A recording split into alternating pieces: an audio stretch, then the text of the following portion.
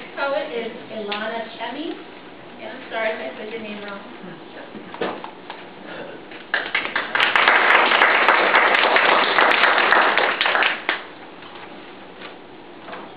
Hi, I'm Elena. I poems are on page 11. I'll start with background. Background. Left out again, forgotten in the scene. The background seems to fit into me instead of the other way around. Try to break free, but the grip gets tighter. All words go around me, all images go through me. Those who are my friends are my enemies. Are we the same species? Am I not human? I have feelings. I was there. I am here. Right, and now I'm reading sunset. Sunset. All sunset shall fade, and this flower will die. But we were made, you and I, to last until eternity ends, to be forever the best, closest, dearest friends.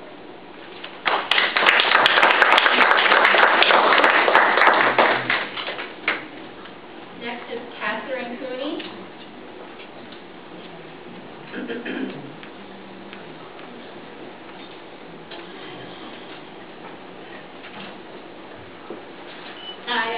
I'm Catherine, and my poem's about comfort zones. You can find it on page 20 if you care to read along. That's my car. Where are you going, little girl? So far away from home. Why do you wish to leave? I've been nothing but kind to you, and the world out there is cold and cruel. A never-ending Arctic, nothing survives out there. It's too bleak and colorless out there for someone like you. Why do you define me, little girl? Have I ever been wrong before? Here you are loved, and it's warm and safe. Here it is perfect for you. You don't want to go out there, little girl. Here the wolves won't get you and tear you apart. Trust me, little girl, you shouldn't leave. Why? If you go, you'll be all alone. The ice will attack you mercilessly, and the wolves will reduce you to nothing but a puddle of scarlet. That's right, little girl. It's dangerous. You couldn't handle it. Now come away from the window and stop longing for something that can never be.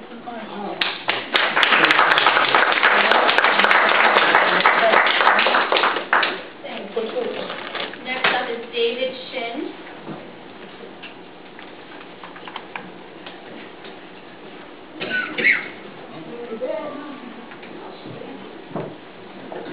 Hello. Hi.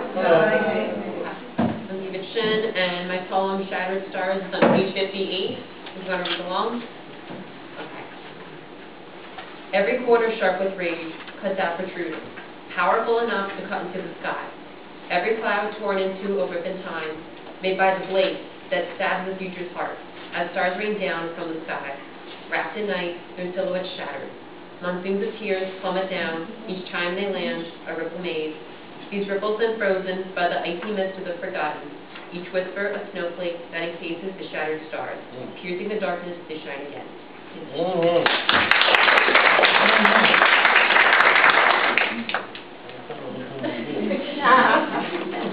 Sounds like Kenny appreciated that poem.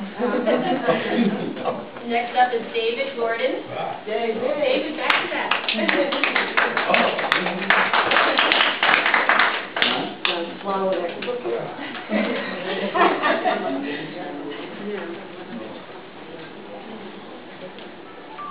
Thank you very much.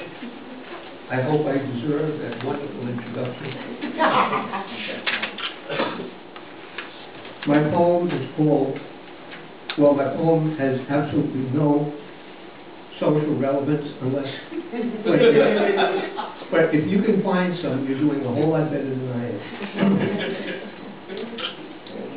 Okay. What's the name? Somewhere in the depths of the Pacific, a genetically altered sponge with a rather nasty attitude planned to take over the earth. Using his atomic yo-yo and terror sword made of Fruit Loops for breakfast cereal, which was created by Fungus Man, an evil genius and partner in all of his dirty business, who turned to negative thinking when, as a young fungus, was beaten up by a motorcycle gang of psychotic nuns. But little did they know that Wartman was already onto their plans. With his nuclear-powered wrapping paper, he wrapped up the dastardly duo and, using his famous fusion-focused fountain pen, wrote them a one-way ticket to the slammer, thus proving that the pen is indeed mightier than the sword. Thank you.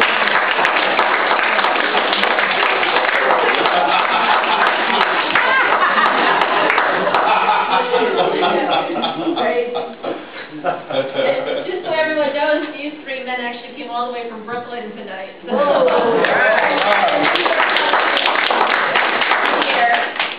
Next up is Angel Martinez. Yeah. Okay, thank you.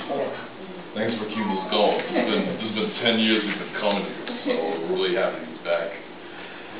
So it's a wonderful honor to be back. And let's see, page 40. Oh, yeah. 2 short poems, and I'm glad I picked these one out. They actually bleed right into one another quite well. From when I realized it. The first is talking about 500 years of struggle, and the second is a dedication to someone who was part of that 500 years of struggle, a dear friend of ours. The invention of a lie. After 500 years and more of all the struggles written and unwritten, of all the battles for our liberations, of the blood shed enormously on our lands, the war continues to stop the barkings of those who say, without shame, as they were without mercy, that none of this ever did exist. And for Comrade Darrell Graham, People's Organization of Progress, Chair of the Anti-Violence Committee, may the struggle you embrace be one. And I was inspired to write this dedication poem written by Irish freedom fighter George Harrison, great comrade.